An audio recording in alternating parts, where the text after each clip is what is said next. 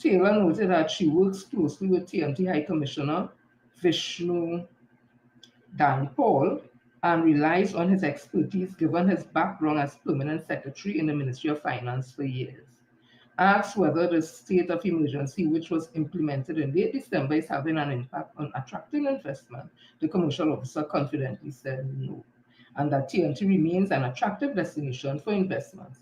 We encourage investors to visit the country to get a feel for opportunities here, she said.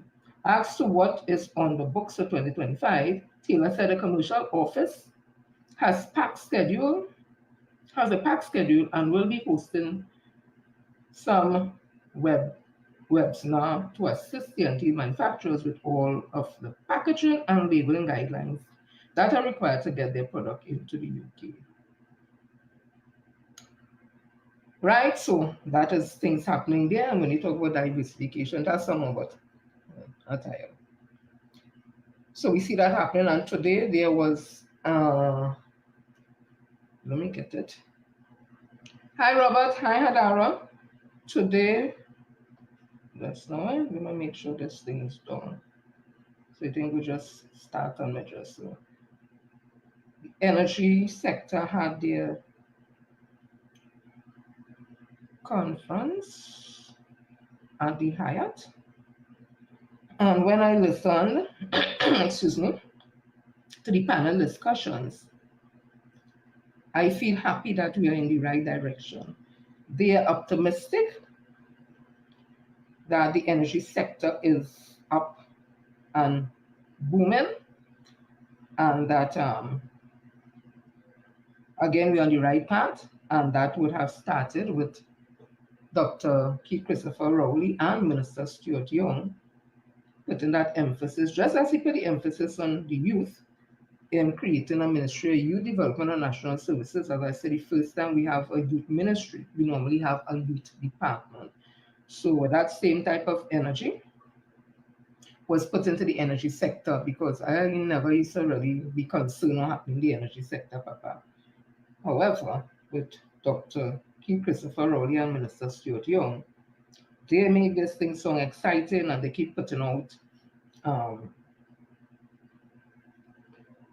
things that are happening, and we've seen it step by step and the progress and where they are now and that kind of thing. So today, as I said, at the Hyatt, there was a energy conference, and Dr. Rowley would have been the featured speaker. He didn't stay long because he said he was a bit under the weather, and Minister Stuart Young would have also addressed the business forum. So it says here, Energy Minister Stuart Young has implored stakeholders in the energy sector to support, once he stepped into a new chapter as successful Prime Minister, as the successor to Prime Minister Dr. Rowley. Minister Young also expressed gratitude to Dr. Rowley for his service, acknowledging that this could be his final keynote speech, his final keynote address as Energy Minister, as he may soon take on a different portfolio. He received a standing ovation following his speech. I would play that speech, I will get it in bite size so that we could play it, right? So it was very successful. And again, when you listen to the forum, I didn't feel afraid for this country at all. I didn't feel as we suffering and we hungry. I didn't see and feel those things. Jennifer looks lovely. Hello. Oh, Robert. Robert, don't come to get trouble today, please. I ain't 100% yet to take all you want to know. Anywho, so I will come back to that energy conference probably by Wednesday was there. So let me continue. Minister Stuart Young's birthday was yesterday, and he would have paid tribute to his paternal grandparents, his maternal grandparents, and his parents for where he's at. And he would have put up their pictures, and wow, that would have caused a stir. So he was 50 years old yesterday. Happy birthday, Minister. All your blessings to you and your family. Well, to you, because it's your earth strong. Hope God bless you to live to see many many more.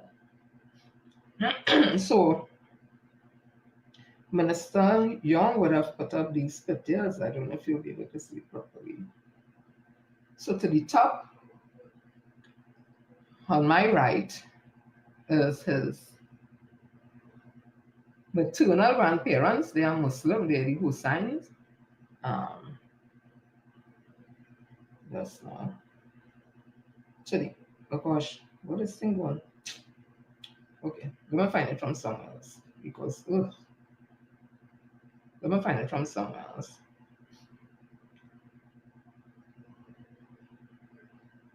Okay, and then I'll read the article. I'll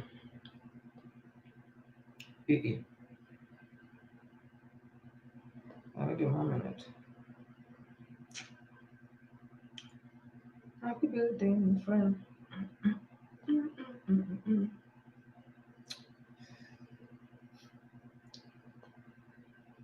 You know about something I can't find it down there. But anywho's, he paid tribute to his grandparents and his parents, so where he has reached in life. So the Guardian Express pick it up. So it says, Energy Minister and Prime Minister in waiting, Stuart Young yesterday showcased his mixed East Indian Chinese heritage as he also celebrated his 50th birthday. So this is what they're saying. It made the news, the papers. Daily Express, 13 hours ago. Well wishes as Young turns 50. Parents and grandparents, thank you for everything, Ma, Pa, Apor, Agon, Mom and Dad. You all give me the foundation, love and support to make it to 53. Thank you. Thank you to everyone who has also played a role in getting me to this milestone. 50, not out. Blessed. Hashtag grateful. Hashtag Stuart Young. So again, those are, so to my right, the top is his maternal grandparents. The Husseins to the bottom is the Chinese grandparents, the Youngs, and then to the left is Minister and his mother and father. So it says the Energy Minister and Prime Minister in waiting, Stuart Young, yesterday showcased his mixed East Indian Chinese heritage as he also celebrated his 50th birthday. The Prime Minister chosen successor yesterday acknowledged his birthday and thanked well wishers in a Facebook post where he included photos of his parents and grandparents. Young's birthday post highlighted his maternal grandparents of East Indian descent, paternal grandparents of Chinese heritage, came amidst political and national conversation about Young's ethnicity. Responding to critics, Prime Minister Dr. Oli has stated that the Energy Minister has roots in Penal. Opposition leader Kamala Persad then accused Young of previously shunning his East Indian roots and of using that aspect of his heritage conveniently ahead of the 2025 general elections. National conversation about Young's heritage and statements about it was mixed, as some agreed with Persad while others cried down any race talk in a multicultural society. Young yesterday thanked all four grandparents and his parents, stating, Thank you for everything, Ma, Pa, Apor, Ago, Mom and Dad. You all give me the foundation, love, and support to make it to 50 today. Young also thanked everyone who has played a role in getting him to this milestone. And I read it already, completing his post with hashtags, hashtag 50 not out, hashtag blessed, hashtag grateful, hashtag Stuart Ariel. Unity welcome. Your Facebook post attracted only positive and well wishers on the occasion. Let me say it again. Young's Facebook post attracted only positive comments and well wishers on the occasion. Several commentators also bashed any talk of Young's race and said they welcome him as a future prime minister. Happy birthday to the next Prime Minister of Trinidad and Tobago, one person wrote, going on to say that I absolutely hate the idea that PNM equals African and UNC equals Indian. We are a multicultural nation and every creed and race find an equal place, the poster stated. Another well-wisher stated, it was refreshing to see that we have acknowledged the wind beneath that you have acknowledged the wind beneath your wings, the shoulders on which you stand, and the hands that have held you up throughout your years. One person wished Young greatest blessings on his birthday, stating, may your journey continue to be successful, peaceful, fruitful, and importantly, filled with national togetherness never experienced before. Young was also called a true Trini by one poster who stated, be proud of your ancestry. So come up and says that people not taking all the honor. People are fed up at all and all the rhetoric and all the kind of behaviors. So let me continue. So I'm just gonna bring some pan and vibes, pan happening all over. They're being judged in the communities and people bringing the A game. Tonight I think is Exodus. So I'm just going to bring in a little sight of some vibes in the panyard. It's too much. People only find out where they are and only go and support the pan. Just now.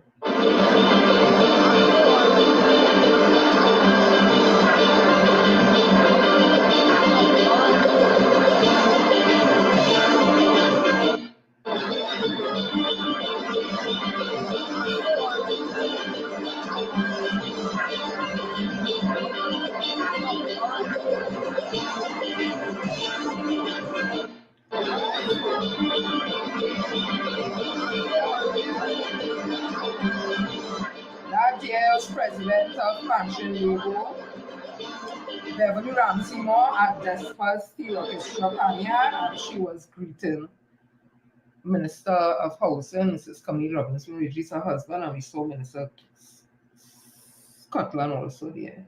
Let me see what again we have. Let's have a little something again. This one was at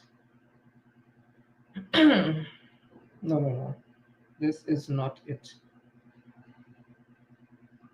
But as I'll tell you, all over his pan, he plays nice like that. Go out and support your pan in your community, in the area, or just go because you're a pan lover and you're giving support to the steel pan movement. And the big achievement, you always know how good they are. They came from us, but we have reached certain milestones where the steel pan is now on the coat of arms, where the steel pan has every 11th of August, the UN has dedicated that as World Steel Pan Day, and the steel pan is actually now the national instrument of Trinidad and Tobago. So let's give steel pan its respect. Let me continue. I'm seeing a masqueraders have to get license. I see that as good news. If you have to get license to do the right thing, do the right thing. So let me see what that is about. Hi Malcolm, hi Donna. So what is this about? It's a part of the carnival regulations. Excuse me. So this is a must know segment. So this was a little while back, what earlier this month, Monday the 3rd of February, 2025 Newsday, Carnival 2025 regulations, license required to transport masked revelers. No vehicle may be used to transport masked or facially disguised masqueraders unless a license has been issued by the senior superintendent or superintendent of police in the division where the vehicle owners reside. This was stipulated in the 2025 Carnival Regulation under Legal Notice number 34, issued on February 3rd. Vehicle owners must apply for the license by February 19, providing the names and addresses of the passengers, the band to which they belong, and up to 3 designated drivers. Law enforcement officers are empowered to stop and search such vehicles and request identification from passengers. The general public remains prohibited from wearing costumes resembling police military uniform, and all depiction that could be perceived as offensive to religious beliefs are off limits once again this carnival.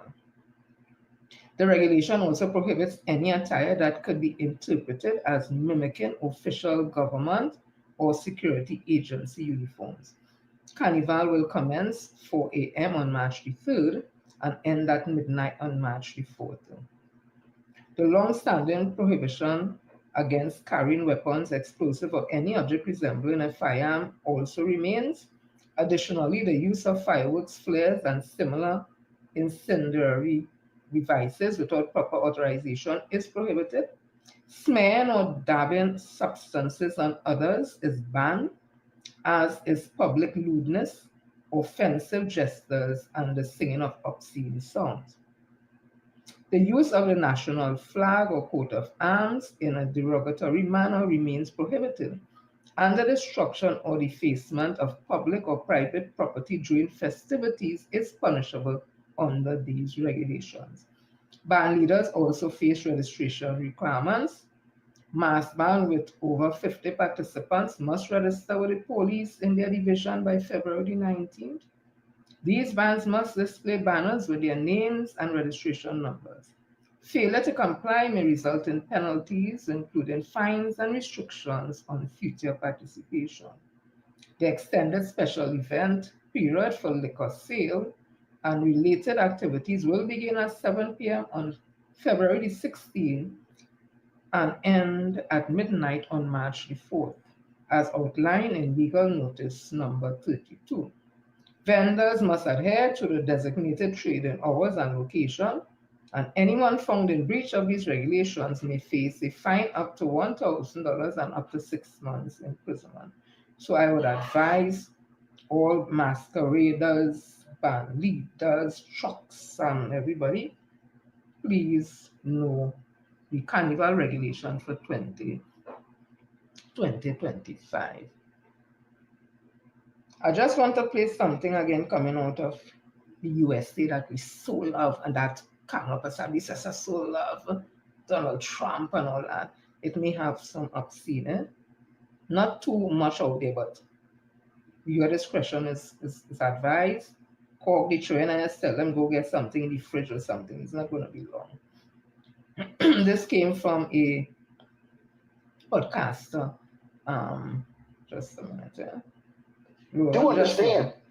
Roland Martin, Unfiltered. I love to listen to him.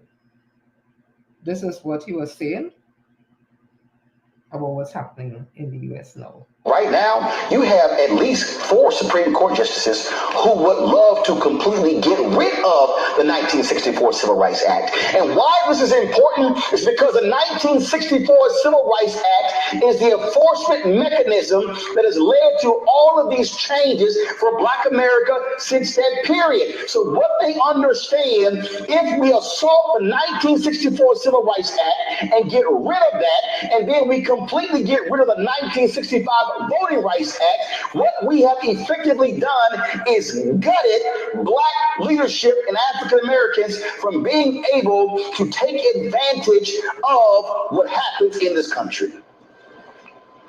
So while a lot of y'all are bullshitting around on whether you can be on fucking TikTok, while you're getting caught up in some bullshit housewife, while you're having your fucking MJ and LeBron debates on who's the GOAT, there is literally, as we speak, an entire focus to gut every single civil right and economic gain that we have had since 1964 because they are pissed with those three acts. They're pissed with the Brown versus Board of Education Act. You have voucher bills that are being pushed in Texas and Tennessee and other places to gut public education. What we have to understand is there is a vicious assault to completely defund Black America.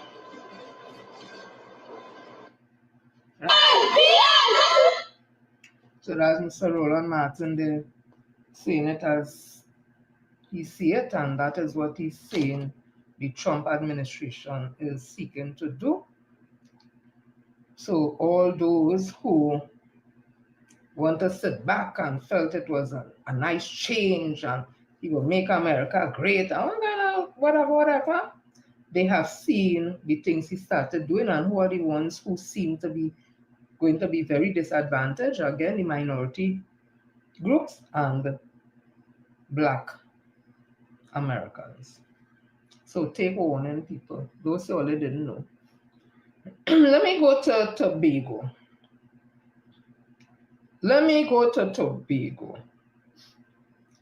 So all I remember the zip line. That was Watson Solomon Juke and his sidekick, Farley Chavez Augustine. Conversation they used to have during that THA election, that is what they used to say, not me. They used to call the former THA chief secretary at the time, no, she was the head of the PNM Council at the time, Mrs. Tracy Davison Celestin. The way they used to drag that woman named called she Tricky Tracy, implicate she in some zip line and she money and all kind of things they say about this thing, right? Well, a judgment came out. So let me read something from Ansel K. Dennis, who is now the head of the Tobago Council, and he was a former PNM Council. He was a former chief secretary in the Tobago House of Assembly, and he is a senator. So he said, former Tobago House of Assembly THA Chief Secretary Ansel Dennis is calling on current Chief Secretary Farley Augustine to stop wasting taxpayers' money and admit that he made a mistake in the zip line case. End this witch hunt and pursue the matter as a breach of a contract case. Excuse me. Dennis, leader of the Tobago PNM Council, said yesterday. He also called on Augustine to apologize to former political leader of the Tobago PNM Council, Tracy Davison Celestin, and others who were accused. So let me read the story. He's not going to do that, because to do that would mean to say that they were lying all the time. That's my opinion. So this was 21 hours ago on The Guardian. It says former Tobago House of Assembly THA Secretary Ansel Dennis is calling on current Chief Secretary Farley Augustine to stop wasting taxpayers' money and to admit he made a mistake in the zipline case. Well, I read it already. End this witch hunt and pursue the matter as a breach of contract case. He also called on Augustine to apologize to the former political leader of the Tobago PNM Council, Tracy Davison Celestin, and others accused. On Friday, a court ruled that the THA was wrong to say a company involved in the failed zipline project committed fraud. The court found that the THA made an error when it said that the company was fake. Instead, the issue was that the project was not completed, even though money was paid. And you see, any sensible person in labor would have been able to tell Farley and them the crux of the matter would have been a breach in the contract. Nothing to do with them, because the company exists. The company was paid to do X, Y, Z, and they didn't do it. Then as the company, you have to go at for breach of contract. Okay, so let me continue. Dennis said the THA should stop chasing fraud claims and focus on getting back the money by proving a breach of contract. He also wants the THA to apologize to those it accused. In 2015, the then-led PNM THA signed a deal with a company, Original Canopy Tours Enterprises Limited, to build a zip line in the Main Ridge Forest Reserve. The THA paid around $2.5 million, and the project was expected to be completed within 7 weeks of materials arriving on site, but the zip line was never constructed. In 2021, the THA, then led by Dennis, filed a lawsuit against the company for breach of contract, seeking to recover the money. But in 2022, after the PDP took office, Augustine claimed that the company was fake and reported the matter to the police for fraud. Dennis said the fraud accusation was based on bad information. The court not only rubbished the claim of fraud made by the THA that is Farley and them they're talking about. But it also said the case was built on an incorrect business search and the fact that the project was not delivered, he said, the judge said. That is Farley they're talking about. The court ruled that not completing the project did not mean fraud was committed. Instead, it was a contractual issue. Dennis said the teacher received proof that the company was legitimate, but still pursued fraud claims. So, excuse me, Senator Ansel Dennis is saying that the teacher, led by Farley, they received proof that the company was legitimate, but they still continued to pursue fraud claims. He wondered why Augustine kept pushing the fraud narrative even after being shown evidence that the company was real. Why would the THA, having received the actual registration documents, continue this case for 2 years based on a fantasy that the company was a ghost company, Dennis said. In a social media post, Augustine announced plans to appeal the ruling, but Dennis said this is a waste of taxpayers' money. We need this to be done. As for the teacher to look at the evidence it has, the fraud case was a wild goose chase, he said. So the court has thrown out the case that the teacher under Farley would have took that the company didn't exist and it was fraud, and they went after 2 employees, I think, of the company, or 2 owners of the company that they say is fraud, and I think there was a time they seized the people, freeze their account, and all of the people win the case. Win the case, that is the end of that. However, the court is saying the other thing, pursue it, I put it my way, pursue it as a contractual issue where there's a breach of contract because the company exists. But Farley and them were saying that the company didn't exist. So he make it appear, in my opinion, that Tracy Davison and them went into a business with a company that didn't exist to build a zip line and money spent, so something fraudulent happened. And he went at Tobago people with that, and they believe. Now to see the whole case has it shown out, there's no reasonable expectation of them winning anything. Excuse me. And instead of licking the wounds and going and come again and go at the company instead, the man wants to take money to appeal that judgment, which he know he's going to lose because he was saying that the company do exist. That is a fraud. But if the company exists and it's a contractual arrangement, that is the crux of the matter, what you're going to appeal when that first part of your case collapses? Look, you see the kind of thinking in Tobago with some of them who like to fool the citizens, the brothers and sisters of Tobago. One of them, in my opinion, is this dotish looking one. And what's his name? Trevor James.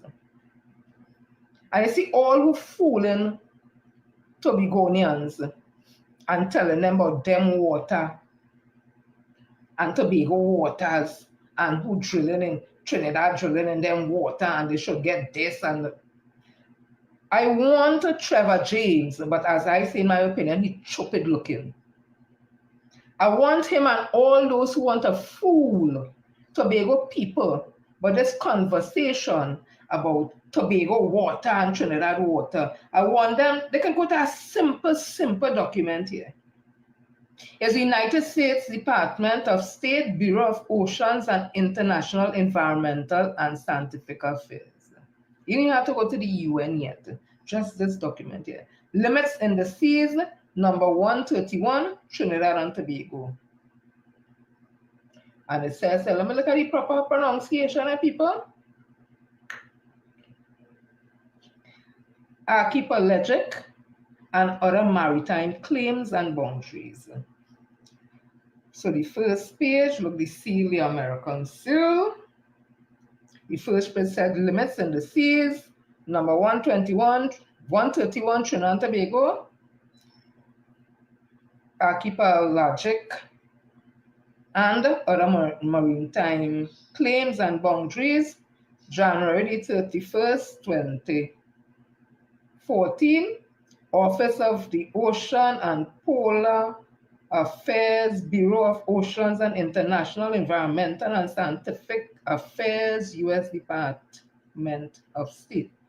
This study is one of a series issued by the Office of the Ocean and Polar Affairs, Bureau of Oceans and International Environmental and Scientific Affairs in the Department of State. The purpose of the series is to examine a coastal state marine time claim and or boundaries and assess their consistencies with international law. This paper presents the views of the United States government only in the specific matter discussed therein and does not necessarily reflect an acceptance of the limits claim. The study analyzes the maritime claim and maritime boundaries of the Republic of Trinidad and Tobago, including the, look at the word again, archipelagic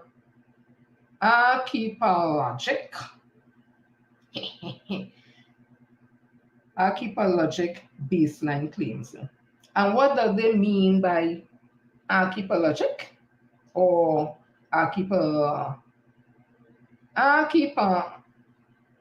oh gosh, what is this just now?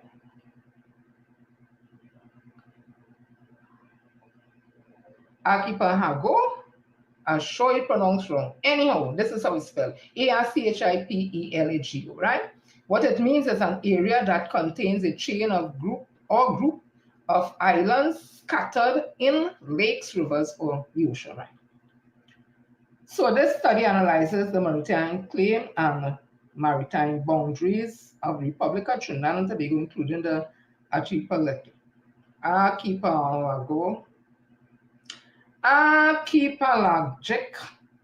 baseline claim. Trinidad and Tobago is archipelagic waters and exclusive economic zone Act 1986 and Act number 24 of November 11th, 1986, Annex 1 to the study, declared Trinidad and Tobago to be an, oh God, this word over and over, archipelagic.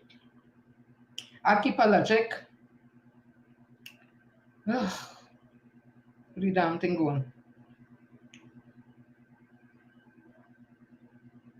Right, established as archipelagic baseline with an archipelagic baseline of Trinidad and Tobago, Order 2008. The archipelagic baseline are shown on the map on the study. Act number 24 also established a 200 nm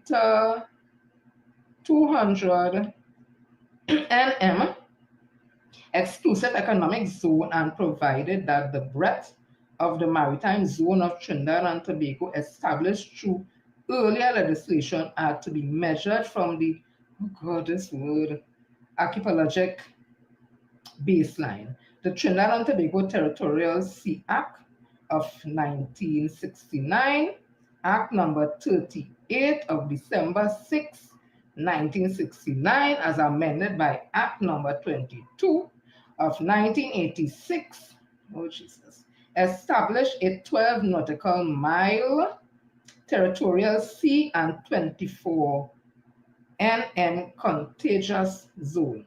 The Continental Shelf Act 1969, Ole Bacchanal, number 43 of December 30th, 1969, as amended by Act number 23 of 1986, pertains to the continental shelf of Trinidad and Tobago. Trinidad and Tobago ratified the United Nations Convention on the Law of the Sea, LOS Convention, on April 25th, 1986, and consented to the bond by the 1994 agreement relating to the implementation of Part 11 of the Convention on July 20th, 1995. People aren't just reading this. It's a show when the dotish looking one and them start to talk about Tobago water and we thinking in the water.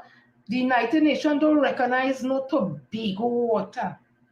They recognize Trinidad and Tobago because we are an archipelagic state, meaning that is an area that contains different little islands. So we have Tobago, which is larger than Carrera, and then we have the little small islands. So sometimes when we say we're going on the island to the line for the day, all those are little islands along with Tobago that make up Trinidad and Tobago. Nobody recognizes no Tobago, right? So the LOS Convention contains several provisions relating to the archipelagic state. Article 46 provides that an archipelagic state means a state constituted wholly by one or more archipelagicos and may include other islands. I'm going to leave it there because I wanted to make a point. These things are in law long before Trevor James and them was there. And if them want to talk about Tobago waters, them have to go up against United Nations and all them articles that has been amended, and they got money for that. And because we are not considered just an island, but rather an archipelagic group of islands in the ocean, the Caribbean Ocean, those waters around there, anything in it is Trinidad and Tobago. Nobody recognizing no Tobago to do nothing. So I wish Trevor James and them will stop fooling Tobago and keep telling them about what we have been drilling the entitled XYZ. Because I could also say a lot of our drilling was on land, not on Tobago, on land. And from that money, Tobago's get the budget. So then Tobago owing we. Because plenty of we drilling was on Trinidad land, it wasn't in the sea. And if you want to talk about who get more and whatever it is, how you're going to work out that again, stop being fooled. Farley fooled Tobago with the zip line. Excuse me. We hearing that is a line now. Juke fool people with ex gratia payment. They fool people when they go fix this. Nothing in fix. They fool people by saying Tobago for Tobago. Tobago contractors and Tobago people will get the work in Tobago. That didn't happen. In fact, they start to fire people left, right, and center. In fact, Juke, they say all them people with a big red flag, he hate them. And there's no justice for them. Tobago's a small society, so you would know he's a PNM. So apparently there was no justice for PNM people. A lot of them find themselves outside without a work. And because Tobagonians don't usually talk out like us, they're suffering. It's in Tobago where they're suffering in silence, all because of the lies that were told to them by Watson Solomon Juke and Farley, Chavez Augusta, and the whole Kudizia and the Tashia, and all of them, they lie to Tobago people and they continue to lie. And I keep saying, if Tobago don't vote out Farley and them, Tobago will end up in the situation it was when it became a ward of Trinidad and Tobago. In fact, a ward of Trinidad, because they were on the verge of bankruptcy. Nothing was working. People had to sell it and all that. The sugar industry had collapsed. The cocoa, everything had collapsed. That is how they became a ward at Trinidad. And I could see it happen again. The bankruptcy at Tobago under Farley for they keep him there again. But that's all the business. Just like how the man coming and talking about what happening in America. Trump wanted to totally wipe out African history. Let me continue. So it seems there is no end to the behavior of some UNC people. So again, I'm seeing that the head of the Mahasabha, Vijay Maharaj, had to come out and put, it appears to be Khadija Amin, it appears to be, for I think going to in the schools and taking pictures with the children. And where I agree with him is this. There are laws Hold on a minute. There are laws against taking pictures of children without the consent of the parents, especially under 18. So I agree in there. If you're going to people's school, you have to ask permission to take the pictures and to post them and all that. So this is what Vijay Maharaj has was to say again. Let me see if I find it here.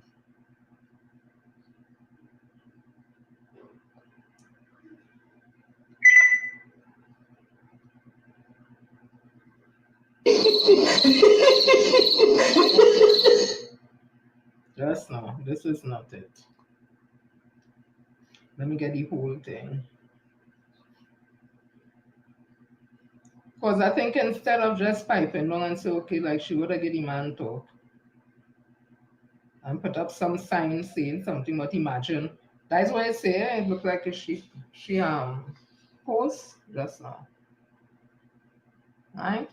It said imagine you're going somewhere and people take picture with you and the children and a man vexed for that. Let me find what he say. Oh gosh.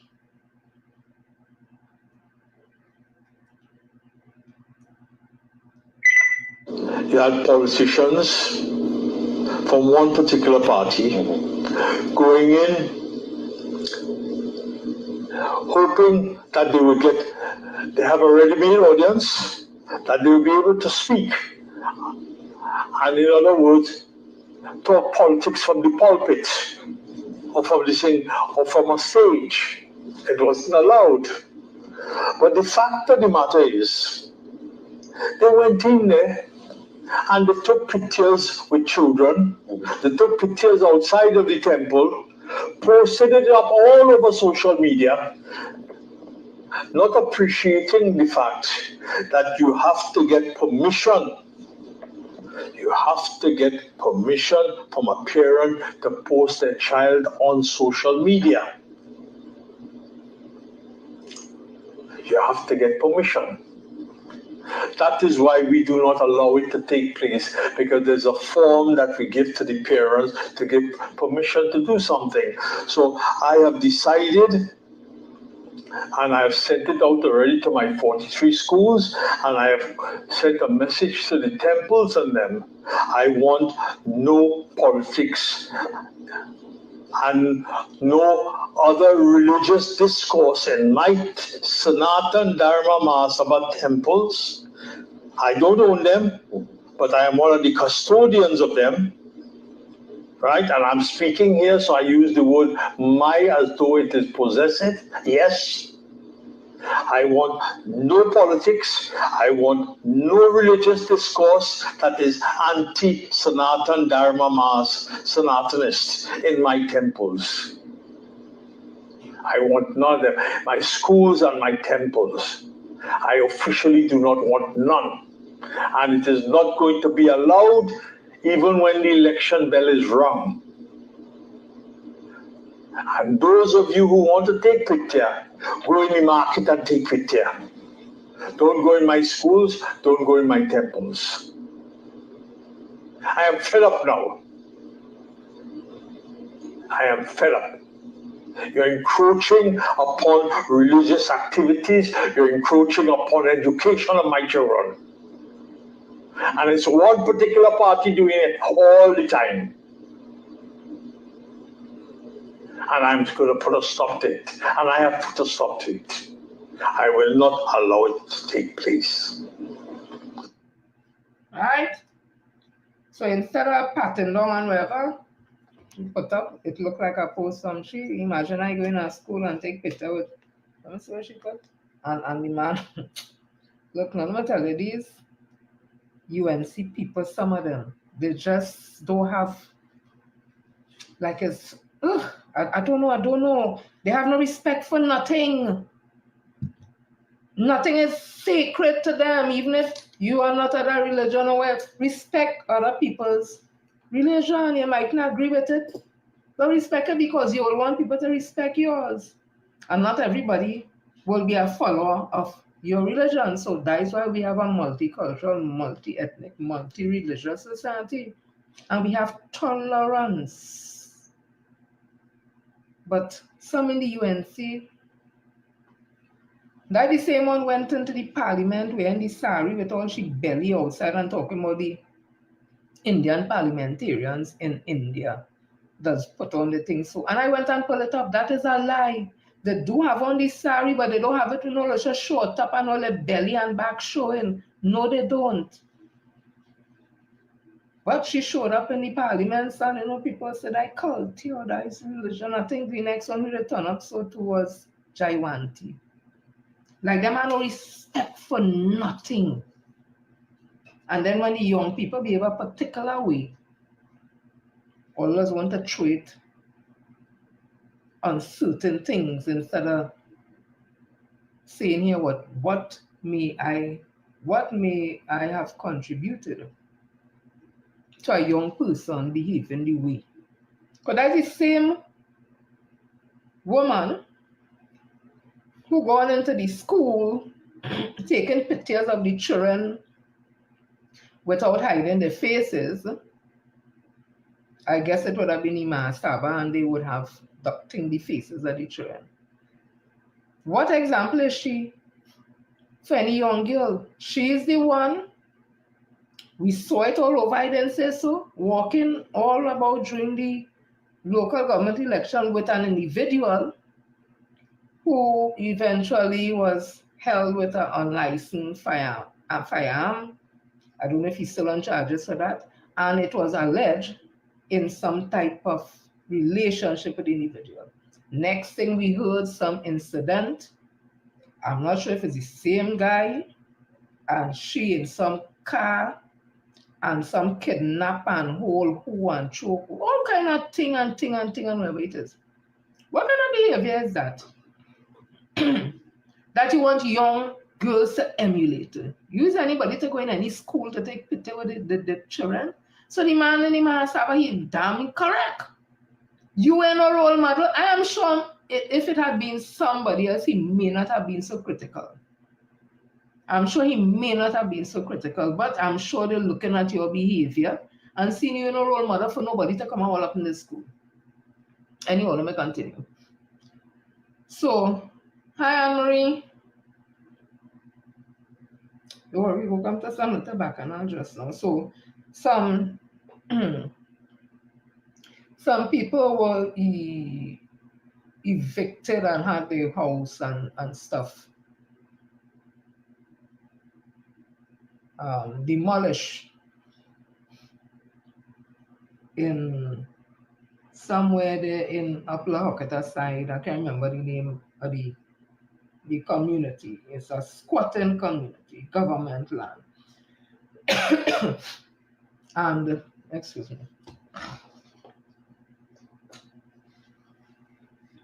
While I totally understand wanting to find a place to live, being homeless, seeing piece of land and thinking that is the only hope, and you know what, let me build a little something for me and my family and have a little shelter, because everybody that's what they want. When you look at the the hierarchy of needs, Maslow theory of self-actualization is a pyramid.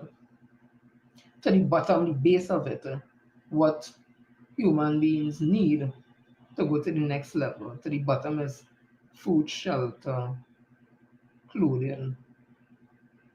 So it's there, food, shelter, clothing. Those are basic. You go to the next level is love, is to get, wanting to be a part of family, all that. You go to the next level until finally you reach to the top, whereas a smaller amount of people would have made it based on his theory. And so having a home is very, very important. Very, very important. So I can understand people feel the need sometimes, they can't get a house from HTC, they have nowhere to go, they paying rent and money, they can't, all kind of stuff, and then you go find piece of land because it's government land, because you're not going to go on somebody's private property that you know they own it and go build nothing. So you will take a chance and go and build on state land because there are laws in place for certain things to happen, blah, blah, blah. And then that will kind of put pressure on the government to people saying, oh God, how the government could bulldoze the home and all that and all that, right? So I guess people take the chance. But at the end of the day, what you're doing is unlawful. And one wrong don't make another thing right. Wrong is wrong. So there has to be a balance how to treat with this. Because in the early days in bamboo, back in the 90s, when public officers went in there to tell them those lands are flood lands, is not for farming or homes, you need to get off. Instead, what they did, they run them with gun and cutlass, and the public officers or public servants, as we call them, had to run fearing for their life. And they were left to build and develop bamboo, an area that is known is not fit for homes of agriculture because of the flooding. And we see the story today. I am just putting it on the table. I'm not saying nay or hey. So we have bamboo 1, 2, 3, and whatever. And every time flooding, whatever it is, they want, because they get flood out and whatever the case may be, and they want. However, it started off in equality. It did not start off lawfully. Not only did they go on the lands illegally, but when they were told to come off the lands, not because nobody don't want them to live there, but because the land is not fit for having homes and that kind of thing. They run them out with weapons, run them. And I don't know why the state left it alone, but today we pay in faith. So I digress a little, so let me continue with this. Again, this is information I'm putting here when I'm talking in lines of spotting. So as I said, the houses were bulldozed and stuff, and people were crying, and they felt that were treated unfairly and all that, notwithstanding the fact it's illegal. But again, I say I could understand the next side of it wanting somewhere to live. My issue I have is when Kamla Prasad Bisesa and they start to jump in and talk a pack of foolishness. Because I want to tell all you this. in the Trinidad Express in 2011, give her credit, Kamla Prasad Bisesa would have. So let me just read this. A judgment delivered by High Court judge last Friday has given Prime Minister Kamla Prasad Bisesa another legal victory in her defense of hundreds of squatters whose homes were destroyed by the Land Settlement Agency, LSA. Justice Carol Gobin, in a 16-page judgment, agreed with Prasad Bisesa's argument that the LSA move to destroy homes of squatters in 2008 was unlawful. The ruling will now set the precedent in determining cases against the LSA that affect squatters. As a result, squatters will now be able to make claims against the LSA for trespassing and demolition of their homes. The judgment also means that squatters now have legal level of protection, as the LSA can no longer move in and evict anyone who is squatting on state land. Right? And she would have done that in 2008 while she was in opposition, a legal and in private practice. She took up the plight of over 100 squatters who were living on lands formerly owned by Caroni 1975 Limited in California, Central Trinidad. And I guess one of the reasons she won of that case, remember, those lands there were part of the settlement of retrenchment package, if I'm not mistaken, for Caroni workers when Caroni was shut down because of bankruptcy and not making no money for this country. So I guess that situation there may have been a little different. But they will tell you that part. But I want you to listen to what Kamla Prasad Bisesa said.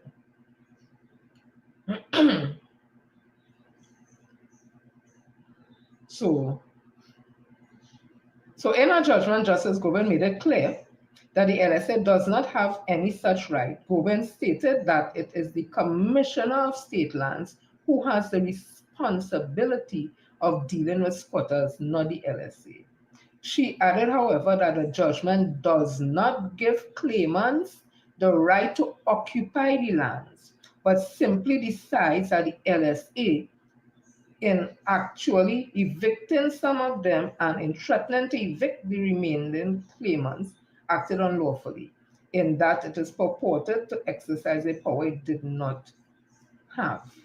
Attorney General Anna Ramlogan yesterday said Pasal Bissessa must be congratulated for coming to the rescue of hundreds of disposed families when the government used brute force to evict them. Yeah? Now, again, the judgment says it's not that they, in my simple way of putting it, it's not that they were right for squatting, what they were doing illegal, but the agency that would have threatened them and bulldozed the home was not the agency to do it. They didn't have that power. Who has the power and the authority to do that will be the Commissioner of State Land. So it's nothing to do with the squatting was legal, you know. Again, that's how some lawyers win some case on technicalities. It was simply that the agency that bulldozed the home was not the one that has the authority. Had it been the Commissioner of State Land bulldozed that squatting community they, where Kamala went to fight for them, I am quite certain she would have lost the case. I'm just saying. Right? So that's what they're holding on to. Again, and it's just a simple matter. Who has the authority to remove squatters from state land? And in that matter, it said it was not the land, the LSA. It was the Commissioner of State Lands. Right? This was Kamala Prasad Bissessa after fighting for the squatters to stay on the land. In the Guardian 2011, she said, Kamala stands firm over squatting on state land. Even as she deemed the HDC bulldozing of crops as inappropriate, Prime Minister Kamala Prasad Bissessa says government will not condone the illegal occupation of state lands. That has she reminded state agencies, we must be mindful of the way in which we go about enforcing the law. Prasad Bissessa made a statement yesterday at the Penal Community Center, Penal, while addressing the Land Settlement Agency. Distribution of certificates of comfort is issued to regularize squatters. Approximately 200 squatters from various sites in South Trinidad, including Point Fortin, Penal, Superior, Tabaki, Caroni, Moruga, were given certificates of comfort, which Prasad Bissessa termed as a protection order against eviction and demolition. And again, that is so deceitful in my opinion. A letter of comfort is not no protection against nothing. That is legally saying, in my opinion, that you have the rights to be there. But I'm interested in what she's saying. We must take steps to ensure that this does not happen. And what she means happen is, she said, while the COC offered protection, it did not mean that they could not be removed. You see, you had to read. So although she come and say she giving them letters of comfort, which is a protection, and she fight to have those in Caroni stay on the land because it was not the LSA who was supposed to bulldoze them. It was the Commissioner of State Land has that authority. She coming back now to say here, after she say that that letter of comfort is a protection against them getting evicted and bulldozed. Right? She come back and say, she said, while the certificate of comfort offers protection, it did not mean that they could not be removed if the LSA needed the land for improvement and development. You see what does have people here tie up? So me ain't going on with that. I'm just showing all the contradictory tone. That's why I don't know if you're coming or going with them. But I already jumping the whole thing now. Oh, let me just read what it is. Nunilal would have said. Yeah, jumping it too.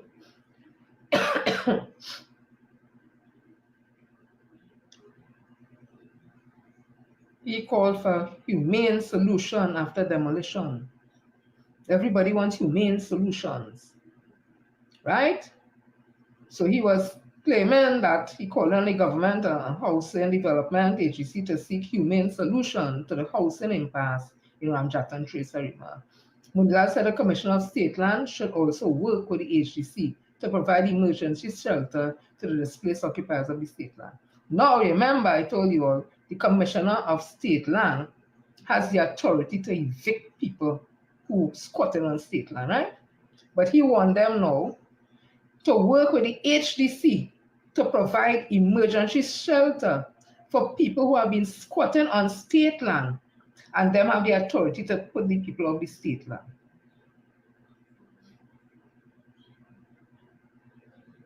But when he was the minister, he wasn't above having people evicted from state land because it was illegal.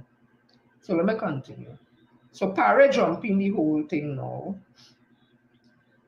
Give me a minute, let me find it. All of them like to talk about things that is popular and make them sound good. People say, oh my God, they really love the people and care about the people. 22 hours ago, Guardian, Miaro MP, evictions lack humanity. Now again, I'm saying, these are people who squatted on state lands.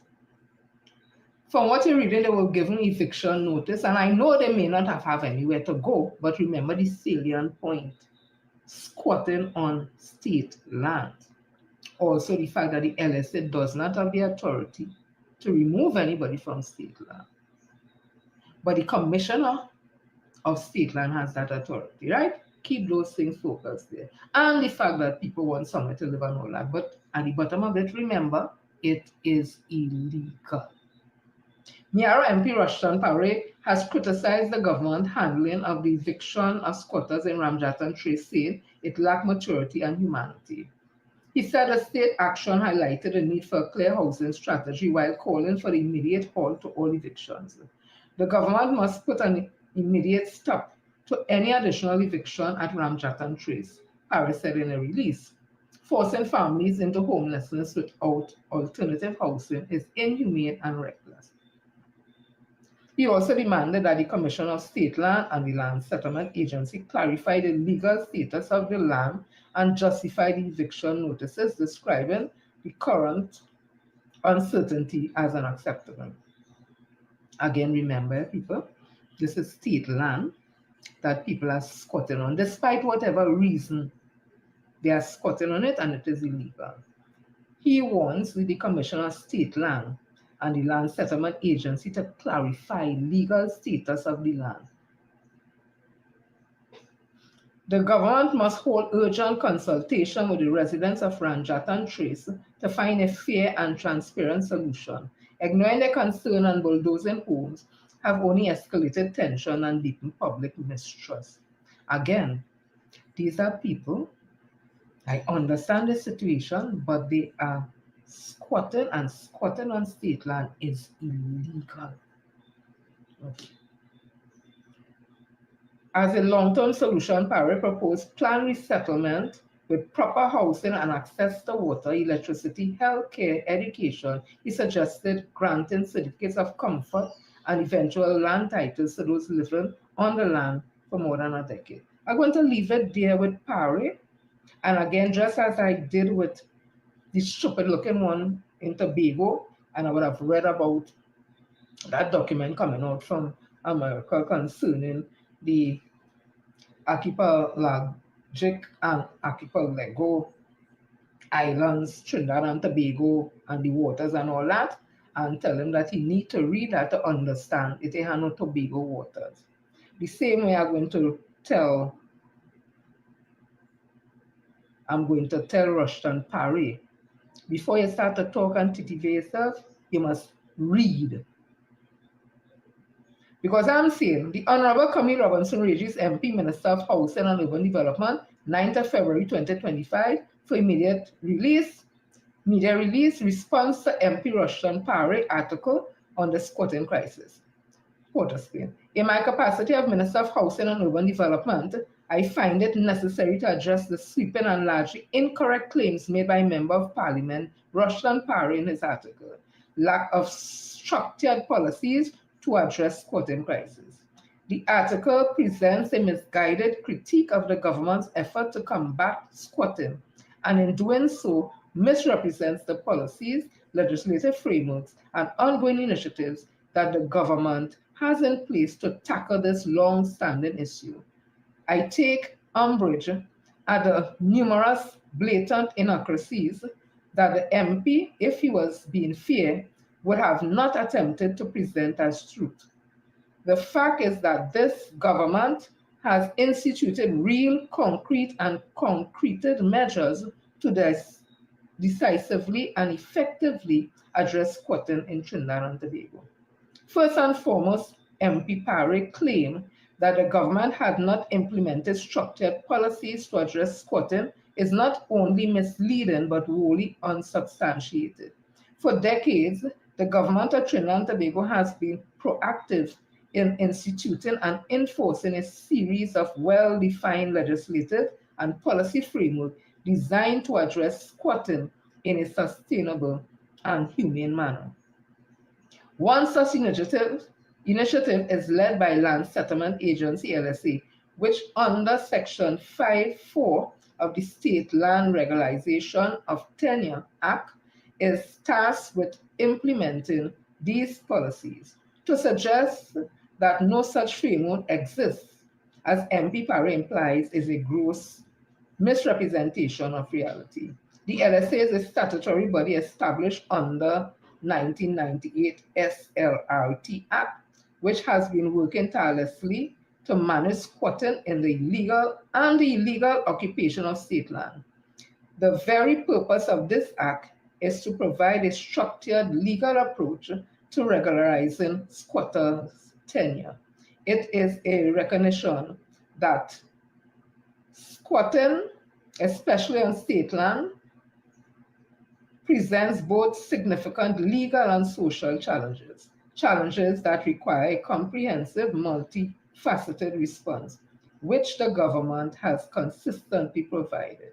The LSA mandates includes not only the regularization of squatters, but also the development of sustainable communities, a critical aspect that MP Parry critique conveniently overlooked.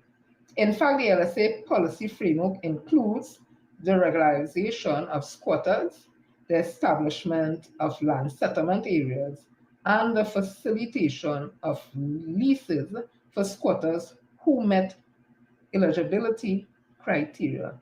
These efforts have already borne fruit in many areas such as Pine Settlement, Windy Hill, and Cashew Gardens, amongst others. These communities have seen vast improvement in infrastructure. Let me just read this here. Infrastructure, roads, electricity, sanitation, potable water, an accomplishment that is critical to mitigating the adverse impact of squatting on public health and safety. These are not merely administrative action, they represent substantial, tangible improvement in the lives of thousands of citizens. It must be noted that the argument about conflicting ownership, whether the land belongs to private entities like CLICO or HCL, or the Commission of State Land, holds no weight. Regardless of ownership, illegal occupation remains unlawful. Squatting is not justified by uncertainty. It is a violation of the law, plain and simple. MP Parry's claim that the squatters' communities have been neglected by the government ignores the extensive work of the LSA and that LSA has undertaken in this area. For instance, the LSA comprehensive development work in squatters' settlement are underpinned by rigorous planning, including obtaining necessary regulatory approvals, conducting land surveys, working closely with utility providers. Far from neglecting squatters' communities, the government has shown sustained commitment to improving their living conditions, as evidenced by projects funded through the Public Sector Investment Program and loans from the Inter-American Development Bank. Moreover, the government has taken a targeted approach to squatting in urban areas, particularly through initiatives such as the regularization and regeneration of communities in the Greater Port of Spain region program. This initiative aims to address the specific challenges faced by informal communities in urban environments, providing much needed infrastructure such as roads, drainage systems, and pedestrian access. These initiatives are designed not just to improve the quality of life, but to make urban areas safer, more resilient, and conducive to sustainable development. MP Parry's apparent oversight of these efforts reveals a serious lack of understanding of the government's comprehensive approach to urban squatting. Another key initiative that MP Parry overlooked is the 2017 policy for certificate of comfort holders to transition to statutory leases. This policy provides squatters with an opportunity to gain legal title to the land they occupy, offering long-term security of tenure and the ability to use that lease as collateral for financing. This is a progressive step forward, offering family security while also enabling them to improve their livelihoods. By shifting the focus from temporary relief to long-term solutions, this policy directly contradicts the assertion that the government is not addressing the issue of tenure insecurity amongst squatters.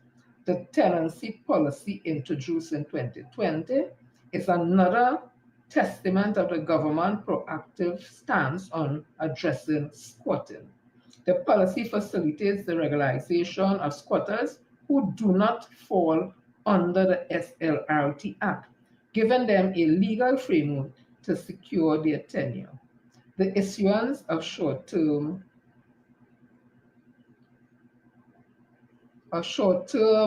tenancy agreement is followed by an opportunity for long-term regularization, making the process both structured and equitable. The government's ability to manage such a large-scale policy and program is an indicator to the seriousness with which it treats with squatting, something MP Parry has failed to fully appreciate in his critique.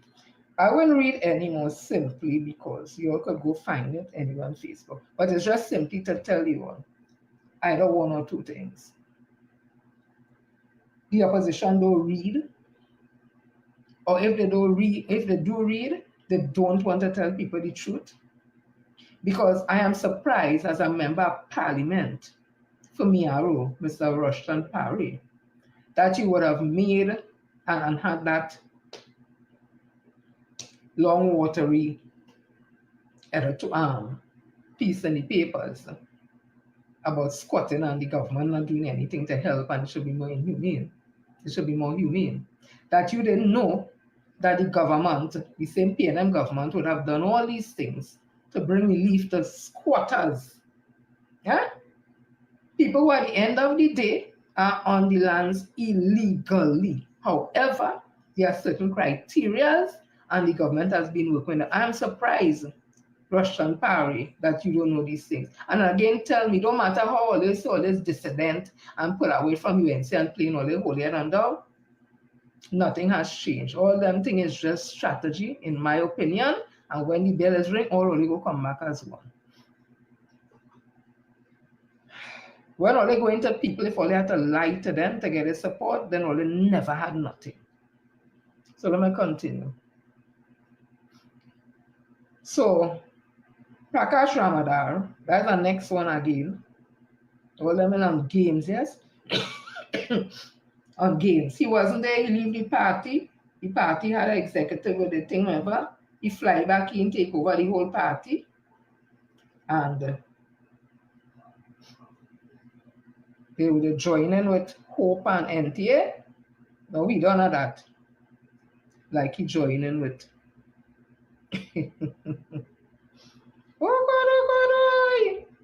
oh yeah. This is yesterday in the Guardian. COP to contest election rejects NTA Hope Alliance. The Congress of the People has signaled its intention to contest the upcoming general election. COP political leader Prakash Ramadan made the announcement while hosting a press conference at the party's office in Kurup yesterday. Yes, we will be contesting, Ramadan said. However, he admitted that it would not contest all 41 constituencies in Trinidad and Tobago. We are not foolish to suggest that we will contest in every seat. No, there are seats that we have an advantage in that we will be reaching into, he said. Ramadan also announced that the party was not bound by a memorandum of understanding with the National Transformation Alliance and the Hope Party that was entered into by former interim leader Kurt Sennett in December last year. Sennett, who was present at the press conference, entered into the MOU before resigning from the post. Ramadan, who held the post between 2011 and 2016, when he resigned with 1 year left in his term, was then appointed to lead the party. Ramadan described the MOU as a political distraction. I have not yet seen a completed document with a signature of all three leaders at the time sitting together and agreeing on a policy. You know what I mean? Reading no more in this? Simply because of that. The Congress of the People back in the day had really looked like they were going to be the opposition party in this country, or the third force as they call it. There seemed to be a politics that was different and that, and you had Winston Dukaran, a man who has always stood up, you know, ethical morals, and a man that you trusted and all that, and currency, Beach and Superstar, whatever, blah, blah, blah. And then they joined with a party that had such a strong, although they may not have won a seat in this country, but they had a strong following. They joined with the UNC and became non-existent in the UNC.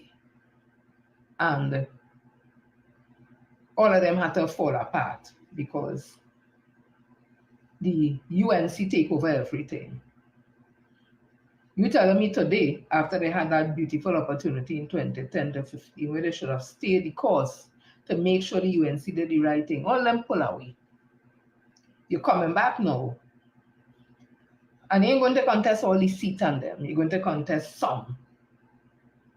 And is it that the strategy is that you contest some, and God forbid you win some, you're going to use that to join with this one and all? Let me tell you, listen, you see them, days are joining together for expediency and joining together because it could at the time people fed up at them thing. People want stability, especially in this time of an era of a president in America named President Donald Trump. You see them kind of fooling people and playing games with people. If you can't feel 41 people to think, don't get in the game. Same thing for Michaela Pandey. And this new politics all they're talking about, but you still come back with own people. Because one of the people that she had was a PNM council or something. So what the fresh face people? What them? Because they don't have that in politics. It's people who have a track record. And unfortunately, they might have some age. So let's talk the young people. You think she and a set of young people, Michaela Pandey, could run any country? Let me be real now. So we're only talking about this fresh and young. If they had nothing fresh and new in politics. Politics is the same thing over and over, just packaged a different way. If they had nothing new, this is capitalism. If they had nothing new, this is democracy.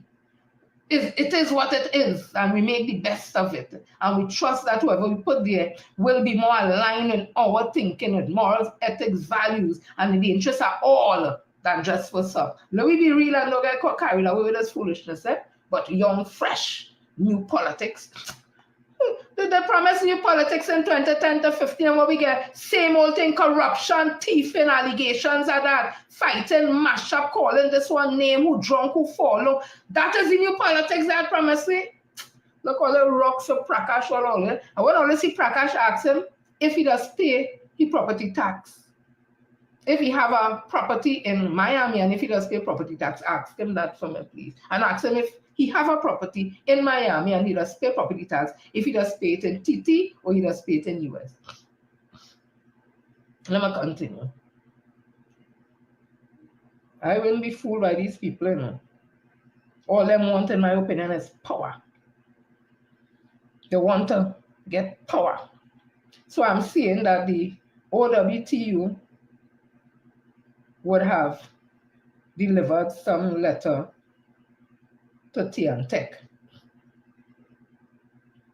And it has to do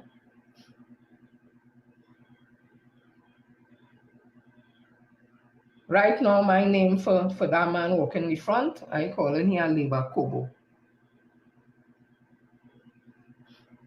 OWTU calls on OSHA to probe health and safety matters at Ting. This was 2 days ago in the Guardian. My thing about it is this: the union have to do what they need to do to make sure that their members are safe and all that. But I'm saying did that situation of health and safety develop 2 days ago? Why is only now? Because health and safety is not nothing to play with, you know. This is not like when I negotiate for terms and conditions of employment and wages, you know. Health and safety is a serious thing. There's a whole act, 2004, that is in law. You don't mix with health and safety. If there's health and safety issues existing on the workplace and your members let you know wherever and they go through the process, it is you and now just so. This is no games to deliver letters about health and safety. There are things that the employee themselves can do that has nothing to do with the union. If there's a health and safety committee at your workplace, you have a health and safety issue, you go and you report it to the health and safety committee. The health and safety committee within 24 hours is supposed to come and investigate your health and safety concerns. And if it cannot be dealt with there, you are obligated within your rights, not a whole group. One person alone, it affecting. Whether it's a chair you're sitting on, have your back hurting you, or the table is too high and your hand cutting, or whatever it is, if it affects you, it affects you performing a job because it creates a health and safety issue for you, it is your right. You can write to OSHA on Duke Street. Within 72 hours, they're going to send a safety inspector to treat with whatever matter, and an investigation will come with that. So all this theatrics, we're going to drop letter, health and safety letter to Ting by OWTU is uncalled for. But I want Ting workers, don't cost me an ask only a question. Why it is always still on 2015 salaries? I want to ask all the Ting workers, because last time I talked about it, they say it wasn't OWTU did that thing for 6%. Okay, but only get pulled in it because estate police was offered 6% for the period 2015-17 to Ting workers, well, estate police. OWTU was doing the negotiation also for that period, whatever. Estate police refused the 6%. Ting said they can't pay more, and it went the natural place. And in given judgment, what was used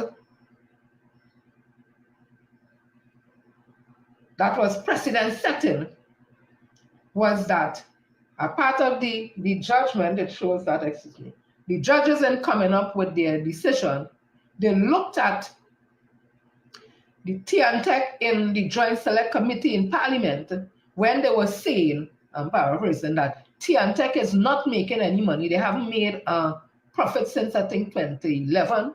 and they're in $1 billion debt, and if it wasn't for government subvention, just what will happen is a kind of whatever, whatever.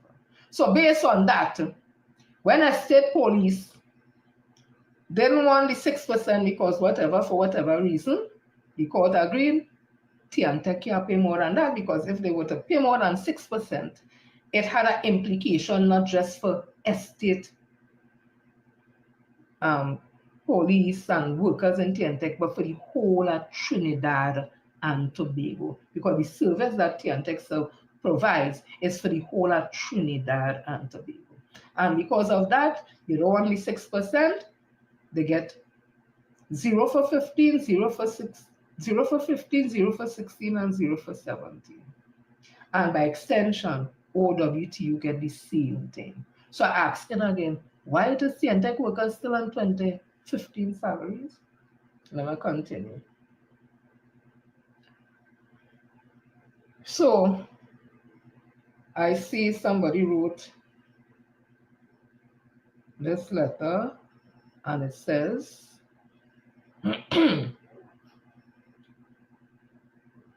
it says,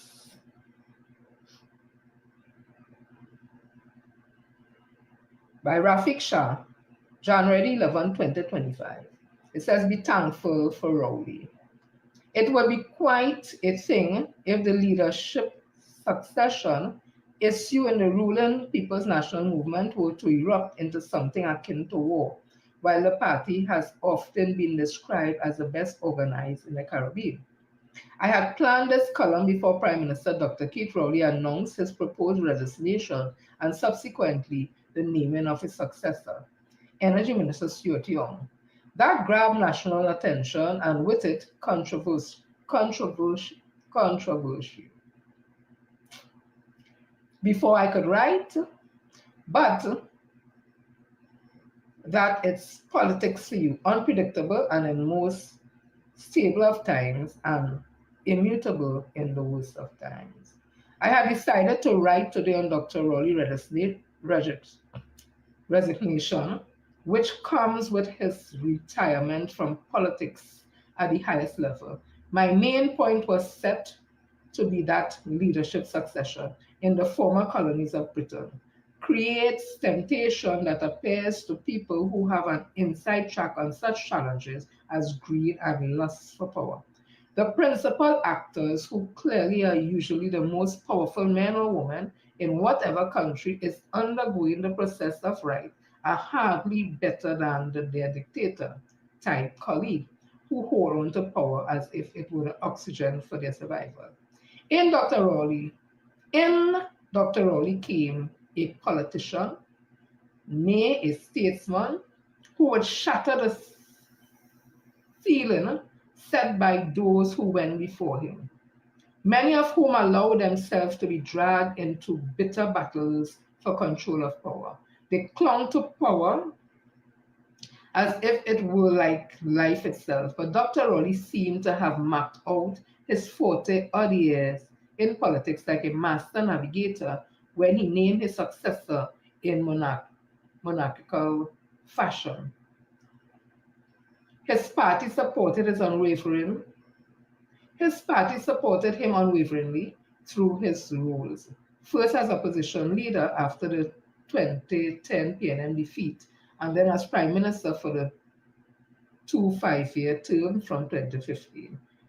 He dedicated much of the later half of his political life as an infantry general who combined membership recruitment and deepening democracy in the organization against the tide of creeping dictatorship in many countries worldwide. Dr. Rowley led the charge which gave every member of the PNM the direct vote for leadership for the party.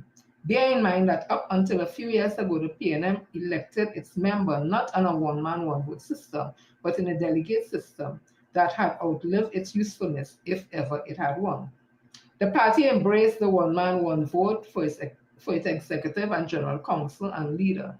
Ironically, it would be this freedom that triggers the rumblings that erupted when he announced that his parliamentary caucus, not the central council, not the general council, that not the conference of delegates, would approve it. Let me read over that. The party embraced its one man, one vote for its executive and general counsel and leader. Ironically, it would be this freedom that triggered the rumblings that erupted when he announced that its parliamentary caucus, not the general council, not the conference of delegates, would approve its new leader. I have adopted a stance towards the PNM that I have applied to all political organizations in this country. Their internal affairs are internal and should brook no influences from outside elements, whether they are commentators like me or party officials from every backstreet in Trinidad. In situations such as this, where the succession to the political leader becomes an issue, I don't know that it's this current imbroglio falls in that category. I find it important because it changes the prime minister without electors having to go to the polls. Now, I quite understand the power of the president and the preeminence of the constitution as this instance. In this instance, equally though I don't think PM Rowley intended to create any confusion by making his intended resignation a controversial issue. What is required of him is that he or the PM designate has on his hands letters from each of PNM members of parliament pledging support to Minister Young. The only way this becomes an issue is if the PNM wanders out of tradition and votes against the party in parliament. After yesterday's General Council meeting, I am writing before the meeting. Those who are MPs or hold other public offices should have compiled with the PM's choice. These negatives notwithstanding, the PNM will hold together and Stuartian will be called upon to lead the party into an election that many believe they could lose. The only way that can happen is if the party faithful deserts the party in its hour of need, as happened in 1986 when the tide was clearly against the PNM. Nothing like that is happening now, and the bright young man should be able to overcome the task set before him by his predecessor. The little I know of Young and other younger members of the PNM, they will fight tooth and nail to achieve their party's objective and retain power for the greater good of the country. Meanwhile, Dr. Rowley makes his exit as one of the most distinguished leaders of the Caribbean ever, one who had the courage to fight when it mattered and to resign or retire long before the people of the country ever tried to hung him out of office. So that there was a little while back from Rafik Shah. I always enjoy his writings. But since then, we have seen what had happened. All the parliamentary colleagues would have signed on and they are all behind Minister Stuartian and the rest is que sera. We wait for when Dr. Rowley will officially resign as the Prime Minister of Trinidad and Tobago, and coming out of that, I'm sure we will hear when is the general election, campaigning will start, and of course the People's National Movement will be voted back into office, and then they would work out with the political leader because the internal election for those positions are not until next year. So I just wanted to read that. So let me go on to Labour very, very quickly. So I see that, just a minute. I see that UB electors have gotten 6%. It has increased from 4%. And a lot of ignoramus, especially those who feel they know in the PSA and feel they could run the PSA, start to talk about we continue to fight against the 4% because they get 6%. Let me tell you something. The lecturers of UE, the way they negotiate for the wages and salaries is not the same method that we use for public officers, which is the retail price index methodology. And you know why we're still using that from since 1980 something? Is because there has not been an evaluation of the public service. Unlike you electorals, they have had a comprehensive evaluation of their jobs. their job specification, what it does, whatever. So they are able to go to the table to negotiate and using a different methodology. I don't know if it's market price index or living wage. I am not sure, but it is not retail price methodology. Just like teachers and other institutions, the only people who have not had a complete job evaluation is public officers. And you know why? Because it has stalled. Because Leroy Baptiste, who came in through the back door, like he liked Ting through his back, I just asked him. He, Felicia, and the whole crew them from Wassa knows nothing about the public service. So it has started and the whole thing has just stalled and collapsed. Otherwise, we'd have been in a position where when we go to the table to negotiate with the CPO, we would have been using a different methodology. But we have not had an evaluation of the public service. Thanks to Leroy Baptiste, thanks to Felicia Thomas and the whole of the executive who now sits in the PSA. So when all I hear him telling all about let the PSA hold out because you lecturers get more than 6%, we're not in them league.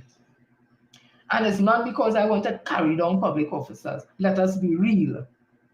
We don't have those category of workers in the public service.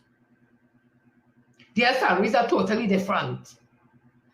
And based on their evaluation, job evaluation, their remuneration will be different also. We don't get fooled. It's just like the SRC, the 900 and something senior public officers, they have done an evaluation of their job, what they does do, don't do, or whatever it is, and they are able to negotiate. The SRC does that for them using a different methodology than we use in the public service. So you see, what them get is what them get, has nothing to do with us. Because if we had a family member, or we ourselves, or we children, or somebody was one of them 900 and something senior public officers who get an increase in salary from since 2013, we would have tell we child or we husband, whatever, take the money. If we was a minister, whether UNC or PNM, we husband or we daughter, whoever we didn't want the money. We wasn't studying no public officer, no 4%. So let me be truthful.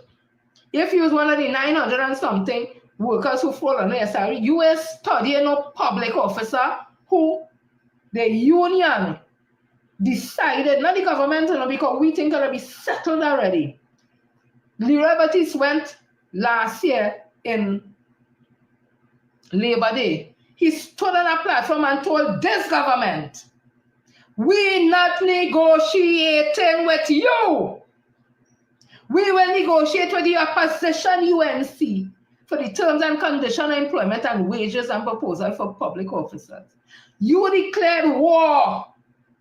PSA under Leroy Baptiste declared war on the CPO and the government and holding public officers to ransom. So it had nothing to do with why the government in wrap-up negotiations with the PSA. Leroy Baptiste said he's not working with this government. By extension, the CPO, Minister of Finance, he said he wants nothing to do with them. So what does the CPO, Minister, Labour government do? If you are a politician and you come and approach me as a politician, that is what I see you. I don't see you as a Labour leader. I do not see you fighting on behalf of workers. You'll be treated like a political enemy because you declared war. So let's get all the things corrected when all this start to study the 4% and all that. We could have had our issues settled a long time. I played for you all a video where Juke said in 2019 he got a settlement, a percentage for the period 2014 to 16. He's not going to look at it now because Christmas time. He'll look at it the next year. Imagine that he never bring it to General Council, conference, nobody to know what the offer was. But you know why he couldn't do that? Because he too was a politician. So he didn't want the government to settle nothing for the government to look good because remember he have a political party, the PDP. He didn't want no government to look good because then people will say, well, we voting for you for the government, give me what we want. So that's what we had in the PSA, politicians. That's why we have reached nowhere since 20. I will go right back to about 2013, 14, when Juke started to probably formulate how to get into politics. And when he get a taste of that, that was the end of that. Right? So we get that out the way one time. They're talking about this next one. He's a next consummate jackass. I saying so. Oral Sanders who want to run the PSA. Like that's the only hope he have now, you know. Since I know he back in about 2008 anyway, there when we were doing our OJT from Cipriani, and he was the one he was a grievance officer at the time at PSA. Ms. Baptiste Primer sort of brought him into the PSA. He was one of the recruiting officers. He does boast on that. If they hire you as a recruiting officer, your job is to recruit. So me and see that as no extra thing. Oh, he was the best recruiting officer. Your job is to recruit. He ain't doing nothing he's supposed to do. But I see fame. So he was the grievance officer at the time. So he took a group of us down to Cedros or somewhere. I didn't really learn anything. It was a drive to me when now we look at the thing, whatever, and saw Venezuela right there and whatever. But since then to now, he has not educated himself that I know of from a next level. He was an assistant enrolled nursing since back then. 2025, he still is. I don't know him to have done any industrial relation courses or gone to Cipriani anything. I don't know him to have represented any worker at the industrial court or before the Equal Opportunity Commission or in any tribunal. I don't know him to do any of those things. He has remained at one level all the time. And his thing is just to get into PSA, to run PSA, and to finally beat Kalinda. That's all it's about, in my opinion. So, PSA election is March 10th. He has the same United Public Officer team that I told you in 2010, because when he formed the original United Public Officers, it wasn't like this one in 2020. It wasn't like that. But this one in 2020, with them members in 2020, I experienced racism and discrimination. Nobody can take that away from me and make me feel I'm saying something wrong. Prior to that, I've been in all the teams with him. I've never experienced that. You have disagreements and whatever. I've never experienced that. But in 2020, that team he had in 2020 was racism I experienced. Anyways, so he wants to get into the office of the president of PSA, and I told you he ain't do nothing to uplift himself. All you know, the radio call him on the radio, TV thing. That is what he's about, right? Showman thing, yeah, glad man thing, whatever, nothing behind him. So he called into I-95.5, and he and his team, in my opinion, so foolish. They will look at me playing this as I giving them traction, and not understanding people listen to the foolishness. So he called in on the radio station, and this is the best he could do. Again, because he's one of them who is simply about, in my opinion, popularist, if that is the word. Or you know me sometimes, some days me and the words good, some days it is not, and you know me, I no shame about them thing. Yeah? All you know what it is, next day I come back and whatever. So he wants to be popular. That is what it's about with him. He wants to be popular, so he's saying things that he feel will make it popular to people. So he called on the radio station, and he must feel he do so good. And I'll tell you how he's an ass. I think so. Up to now, he can answer the questions and I'm asking him, you know. He want to go and no debate with me. So this is he talking here, but he will send one of minions and them to play the one to give me talk. And I want to tell that individual, you ain't ready for me. You're not in my class. And I'm not talking about race when I'm talking about in terms of knowledge and deportment. You ain't have it. You ain't ready. Stay in your lane. Either stay in my lane, stay in your lane. Don't play you want to pick up for that weak man. Because that again show you how he's not ready to hold office. Because the position that PSA is in now, today, we almost In fact, we on bended knees, hoping and praying that somebody will come and bring us back to some pride. We don't want no weak leader, and Oral Saunders is weak. So this is him on the radio station. Oral Saunders, presidential candidate for the United Public Officers. While public servants remain on 2013 salaries in the year 2025, on a monthly basis, we are forced to play tic-tac-toe with our bills, choosing which one is more critical and which one can be delayed for a later time. Public officers have tightened their financial belts to the extent that they simply cannot continue to bear these austerity measures and hardships for much longer. We are therefore calling on our Prime Minister designate, meaning to say the society and all public officers. We are calling on the Honorable Stuart Young to chart a new path and to create a new narrative by moving away from selfish but to become a selfless leader. We would like our Prime Minister designate to be a leader of and a leader for all leaders in Trinidad and Tobago.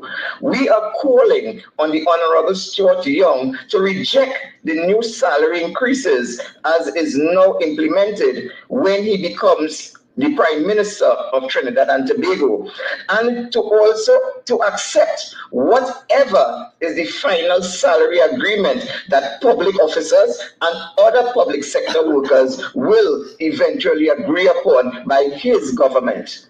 When there are tough times, we need workers to know that the Prime Minister is with us. During tough times, our Prime Minister must demonstrate that he is from the ground and he is one of us. No leader must be allowed to ask their citizens to make a sacrifice that leader is not himself or herself also prepared to make. At the national elections, we will also want to call out the Honorable Opposition Leader, Mrs. Kamla Persad-Bissessar, to also to give that type of undertaking that she too, if she becomes successful at becoming the Prime Minister, that she too will reject the new salary increases as proposed by the SRC. Our leaders must lead by example. You hear the history? And I just explained to all you why I don't subscribe to what he talking about. Me and the UNC, all I know my son the UNC. But at the end of the day, a process was done by the SRC, the body that has been given the authority to work out the salaries of all politicians and 900 and something senior public officers. They did their job because those category of workers had a job evaluation done, so they have their method and methodology how to work out their monies. When you become a politician, whether you're working, you like them, you ain't like them, whatever, and a senior public officer, that is part of your package. That is part of your property, your salary. Why should any politician, whether I like them or not, Barry, Ugly, DJ, all of them, on the PNM side, Minister Stuart Young, Mrs. Robinson Camille, Ray Cheese, and all the others, why must they not accept the increases in salaries? They didn't give it to themselves. There was a legal organization that has the authority to do that, and based on the method and methodology in negotiating for the term, the wages and benefits and all that, did the work. You can't vex with them because they get money and want to get it. They are not ordinary public officers, and we must accept those things. How would you want a Prime Minister to get 4% just like public officers? It's not that they're discriminating, but they're being real. Them in a different level than we. If you wanted them kind of money, you should have go and study to become head of department and whatever, you fight election and you win or whatever the case may be, you can't watch the people and their money and talk about young come and leader by thing with money. That will make you a leader. That you take a cut in your salary so that to say that you're on the ground feeling it with me. Who tell you them salary that may feeling it already? You feel them just go and the light bill is $1, the car loan is $2, the mortgage is 50 cents.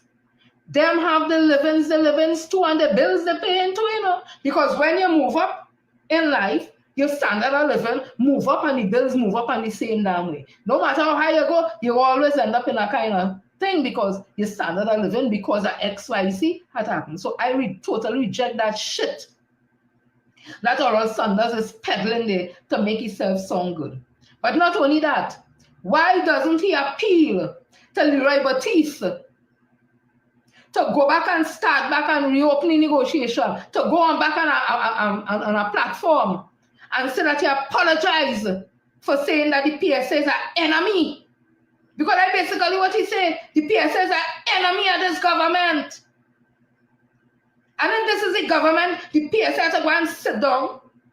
We don't negotiate with the Minister of Finance.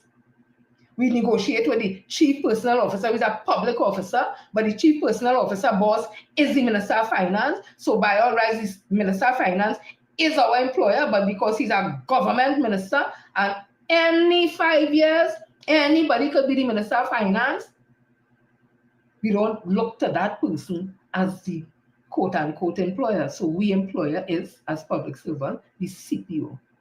And if you go on a platform and say, I don't want to talk to you, Dr. Dindial, I want nothing to do with all this. Whoa! I only go in and sit down and talk to the opposition party.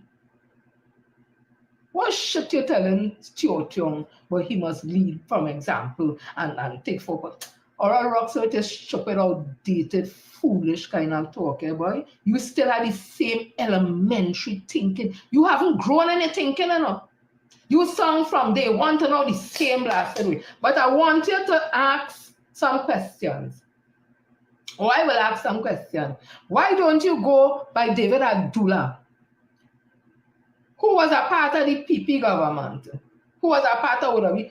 Ask if he does get pension from OWTU, and if he does get pension, if he give it back so that he could be in solidarity with the public officers who offered 4% because he's a man of the people.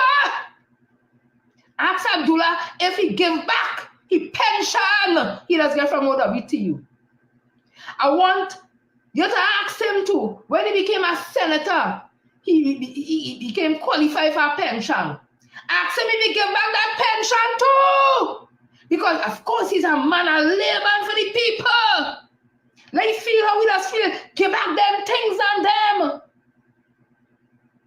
I wanted to ask Sarah McLeod. I haven't heard from him for years. I don't know if he's alive or whatever. If he's, God blessings to you. I wanted to ask Sarah McLeod, who gets any full pension.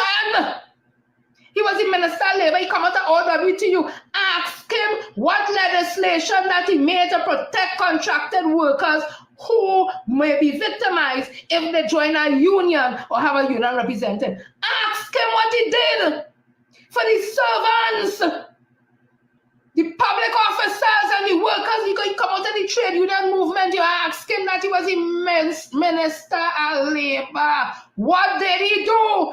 Ask him if he will give back his pension so that he could understand what we're going through, being offered 4%. Don't come wrong with that bullshit talk, Oral Sanders. Go and ask them.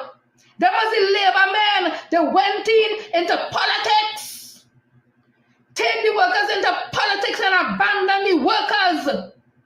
They didn't even start to fight for workers. They didn't put no legislation in place for workers. They had the opportunity, they had the members to change the Industrial Relations Act. Amend it. They could have amended the Civil Service Act. They could amend any act. They do nothing. We are telling Stuart Chumbo, don't take his money and whatever. Boy, rocks with your stupid looking self, boy. Go and talk to all of them. Go and talk. And minister is not a labor man. In fact, you know what? He used to do work as a lawyer for Roger. And when they call him and they get this everything, he used to more benefit them than them benefit he. So he was working already for people in labor. Because he didn't even have the pay. And that was before he was a minister and paying them and all them kind of thing. So he's the wrong person you're talking to. But again, go and talk to Abdullah and them. Go and talk to, what's his name? The one that's called the Labor Kobo. What's his name? Roger. That's my name, I call him. Go and tell him, give back the money he get when he retired. Well, retired from, well, when they close Petrotron and they get the big money because he's a manager there. Tell him, give back that money and the pension. Tell him only take a little 4% so he can empathize and feel it for us and know how we feel.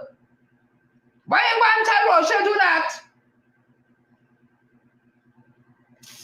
Or they are just games for people, yes? I want to tell people, or they have a choice.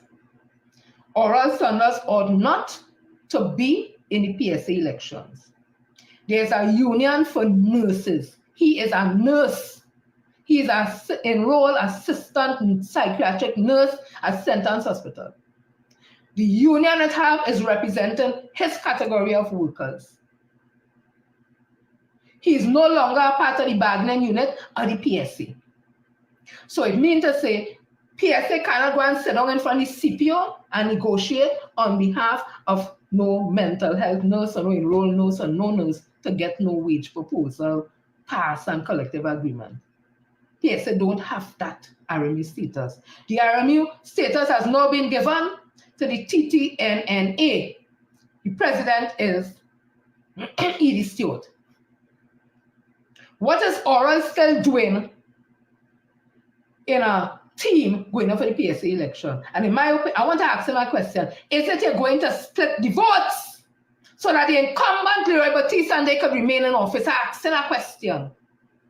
Is it that your purpose is to split the votes so that the incumbent, the sacrosanct and them, who never do nothing for workers, they carry PSA down to the ground. Felicia Thomas can't save nobody job. She knows not my industrial relation. She is an ex-consummate jackass. And the whole team, it only had one industrial relation officer out of that crew I used to have any confidence in. That's a woman called Rhea Watson. She's a try. She was the general secretary after they threw out the general secretary before she reached 60. She was the deputy general secretary. She moved up as the general secretary because that is how it is in the PSA. And you know what they do? They take a trustee who is a part-time position, Kellen Wallace, and they put Leroy and them put as the general secretary over this woman, Rhea Watson. And she run. She continued to do the work, knowing she knew the work better than he because he was a trustee. And it had issues, physical confrontation with that man, Kellen Wallace, that had reached the hospital and case and all kind of thing. They want to talk about Nixon calendar, but things will happen 10 years ago and all that, or even all the case. Why then look at what happened now? Abuse. I want to ask if the PSA under Leroy Batiste is supporting domestic violence or workplace violence, asking a question, or victimization and abuse. Because I told you all, I read a report where it says 1 out of 3 women in the labor movement face abuse. Let me finish up here. So as I'm saying again, the only thing come to me why Oral Sanders remaining in the PSA and going up for elections to split the vote. Because God forbid, he team get in there. He will have to walk away because he cannot be the president of the PSA. You don't have a bargaining unit. then you're just going to do what Louis Batiste and them doing. Because the same thing we have been saying about Louis Batiste. Louis Batiste is a retiree. He don't have a bargaining unit. He changed the constitution to benefit him staying on. We don't know how much money he getting. We don't have general counsel to have nothing proper. Money spending without any accountability. So is it you want to just continue because you want this fantasy? Is it a fantasy in your head that you have to be president of PSA? I am telling you, Oral Sanders, because you're thinking, in my opinion, not nice. I am telling you, Oral Sanders, you will never be the president of PSA, because you know what, in my opinion, you don't have the best intention of PSA, or else you'll walk away.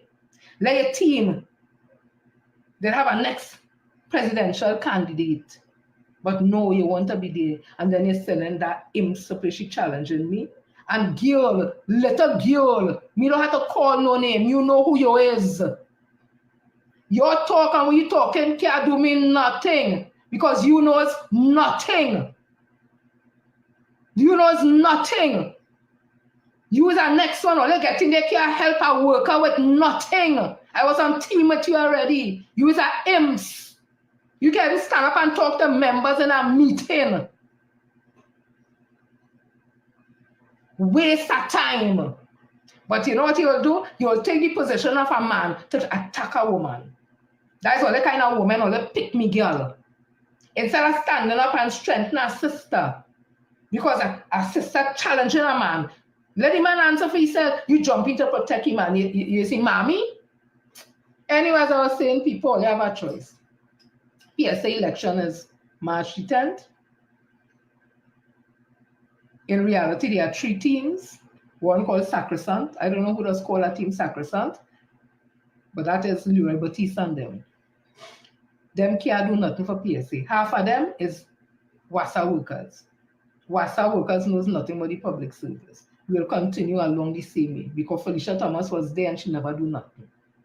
That worth talking about. And instead of she stay home and she baby and born with she baby, wherever it is, you pour up yourself. So let's so disrespectful. You ain't even campaigning. Because all they tell all themselves all they win. You ain't even campaigning. So them, nobody's even to vote for one member from that team, no sacrosanct. The next team is United Public Officers. Or let's vote for nobody from that team neither, because they're not genuine. You know why? They head not genuine. That's my opinion I give him. And none of them can stand up and say, now what you're doing is wrong. All of them is the same. All of them, Ainsley, this, all of them, in my opinion. I know the individuals and them, you know. And I call it Ainsley name, the imps who tell me about call name is in context of a PSA election. And when Ainsley, as a comrade, who we were asking to come on UPO, and he didn't want to come, he wanted to stay on that juke. Ainsley tell me a lie.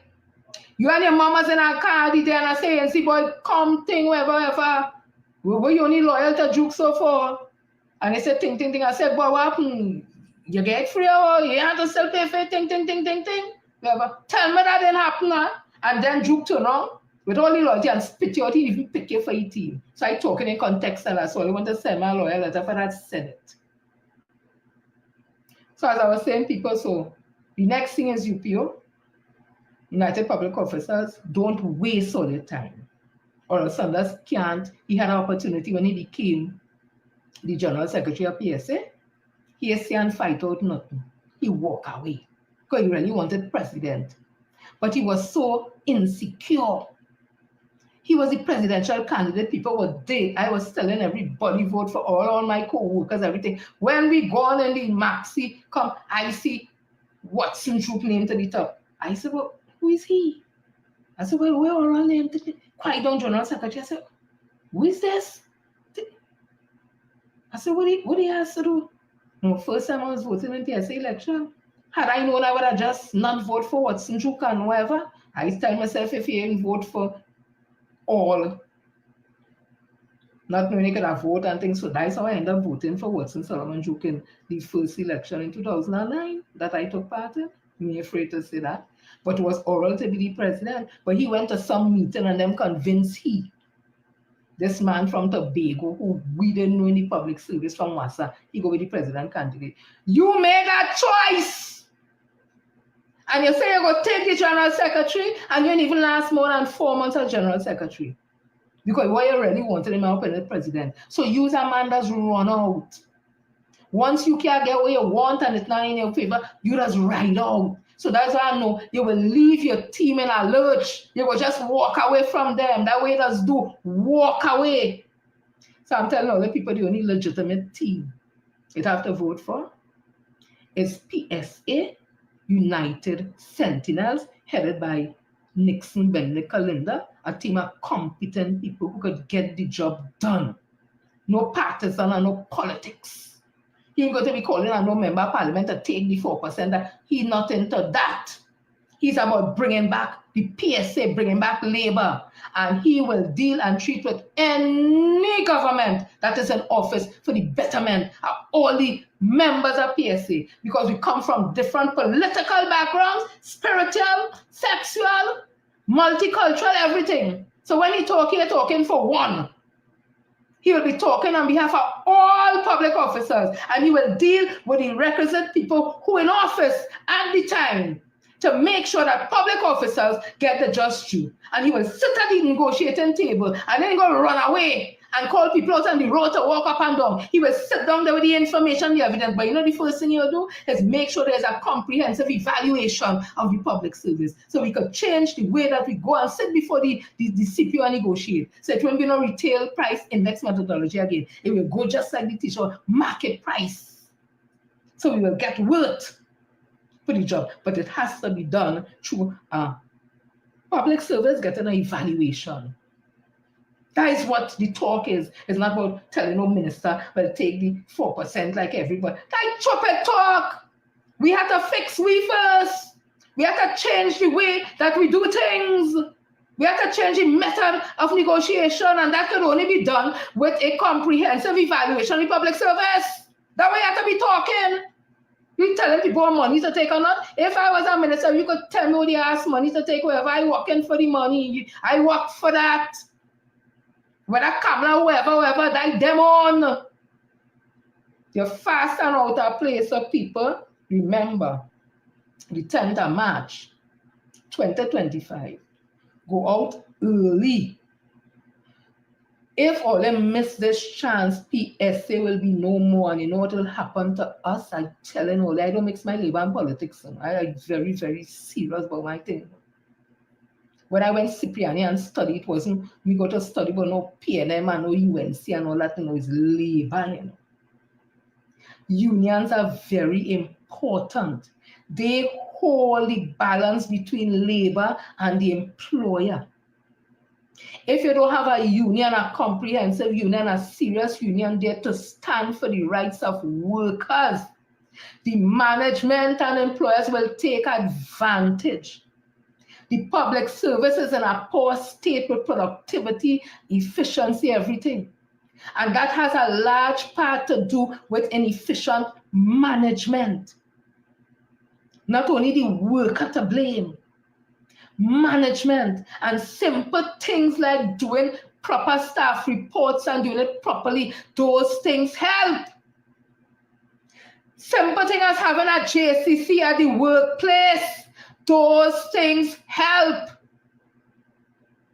Don't underscore these things. These are things that has helped to keep labor intact and in tune with management. Management understand what labor needs. Labor understand what management needs. Labor gives management gives labor the tools to work where they can be productive and efficient, and the labor use those tools. If you want retraining, you don't understand your tasks and duties, whatever it is, that is what staff reports are there for. That is what a JCC is there for. These things are important, and that is what Nixon Benedict Kalinda wants to bring back to strengthen the movement.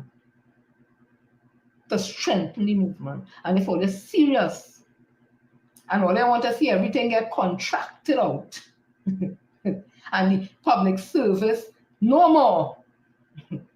If that's all I want, then don't show up March the 10th. Or when all they show up, go and vote for Sacrosanct and vote for UPU. Because that is the only place we're going to go. If all want a serious union to stand up in defense of labor and defense of workers, all will vote resoundingly for Nixon Benedict Linda and PSA United Sentinels. And again, I tell all you, don't mix me up with politics and labor. My politics is my politics, like my personal thing. Labor is what I train in. That is my field and my profession. I was training that. Oral wasn't training that. Them and the team wasn't training that. I went Cipriani and sit down every day from 8 to 4, sometimes till in the night. For 2 years full time and 10 weeks full time. So me just talking because I want to talk. I serious with labor, but not naive to not understand situations that whatever. But at the end of the day, I'm saying the labor is not to get themselves involved in active politics. How labor does get into that? If you have a policy that you want to bring to the government, you would have tried through the CPO and nobody, whatever. You go to the opposition, tell them what it is, whatever, and they will have you as a temporary senator to bring forward the voice of labor. That is the only thing. It's not to stay there as no UNC senator or no PNM senator. It's for a purpose to bring forward the policy of the trade union movement or the labor, the union itself or whatever. That's what it is about. Not to get the union leader in politics. No. If unions want to get into politics, the executive of the unions are not to be involved in politics. Let the ordinary members get themselves involved in. That's something different. But you cannot want to be employer and employee at the same time. That is a conflict of interest, because once you want to be a politician, you automatically becomes the employer. And if it's a union leader, you are employee of the people who pay your money. How will that work? So people, March the 10th, go out and vote resoundingly for PSA United Sentinels, headed by Nixon Benedict Linda and a competent team. Let me see all who here. Joel, Andrew, Lucy, Beverly, Lynette, Tessa, Sandra, Marilyn, Angela, Roxanne, Gloria, Jenny, Cara, Patricia, Hollister, Ezra, Anne-Marie, Kenneth, Philomene, Hazel, Sharon, Shelton, Donna, Oscar, Joycelyn, Hadara, Mary, Anton, Charles, the whole family from Pune, and Junior. People, thank you all for staying tuned and locked in. I stay a little longer to this, apparently I'm feeling a little better. So don't worry, things go heat up. Heating up just now. Don't worry all this. Let me just leave all with a little sight of the energy conference today as Dr. Rowley entered. And as I say, I'll go a little more in depth in it in the coming days.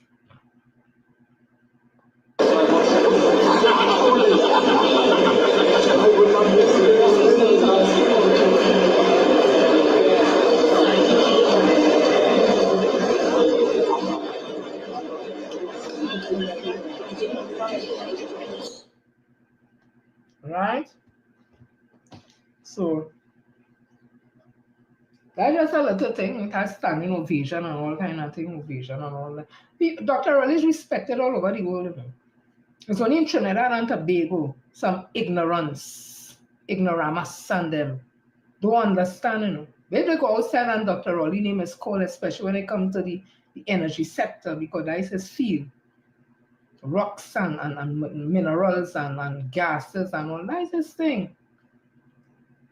He has a reputation, he's well known. He was the head of the seismic unit in UE. He headed that unit.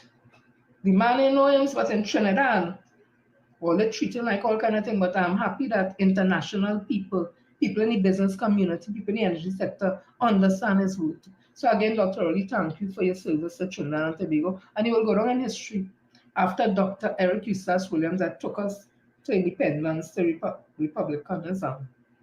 and would have developed this country infrastructure and all the things they would have done by Caroni, which was Lyle and Tate when them left it, buy it for Caroni workers, who were mostly Caroni workers, people of East Indian descent. Point Lisa's created that down there. People became instant millionaires. Today we have Point Lisa's doing so much work and all that. Parity bus route, all the highways and byways and intricacies. People's National Movement, free schooling, free education, free healthcare, all health such as people who cannot just pay that. You think that enough to help you get all the free medication, everything that you just get? See that. All the social programs, all the grants, all the loans to the bank for entrepreneurs and all that is under People's National Movement. So Dr. Rowley Neyman also go down in history, taking a stand in society, coming out of, especially coming out of COVID-19 and where we are. Imagine we are one of the only country in the world, Trinidad and Tobago, had a two-tier healthcare system during COVID-19. America and all those countries where they lose so much people to because everybody coming in the same space. We in Trinidad, little Trinidad and Tobago had a two-tier health system where COVID was for there. And I am not saying there would not have been challenges, but just the thought of that, the World Health Organization has praised this country, praised Dr. Rowley, praised the medical professionals for the way we handled COVID-19 by using the science. You remember a time we had to wear face masks. Then there's a time you couldn't gather more than 5. Then a time you couldn't travel in a vehicle if it was only about 3 people alone could travel, and then 2. A maxi could only carry about 5 people. And you remember all these kind of things we had, and then it increased, and then when things got a little thing, we go back to this. That's what was happening in this country, and we'd have lost lives, of course. But we would have also saved a lot of life. When Kamala and them was saying punching and sunlight, and she go to that room. So people know what all you have, right? Know what all you have, and understand what all you have, and don't get carried away with old talk and foolishness. See you all on Wednesday. Go spend a comment something for something new. This is the girl Jen, Sister Jenny, Auntie Jenny. If you want to get formal as Miss Jennifer Frederick, another edition of It All Thing. I'll go on and love you all so much. Bye.